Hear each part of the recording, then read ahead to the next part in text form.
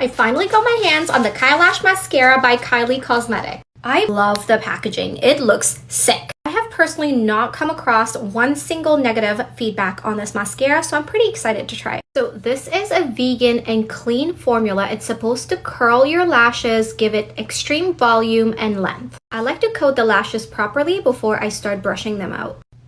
Here we go.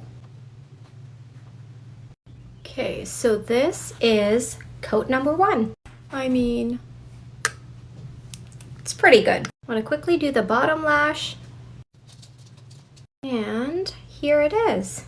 That is one coat. It's beautiful. Honestly, it gave a really nice volume, but it is a little crusty and a little too dry to my liking. This is coat number 2, and like I said, it's a little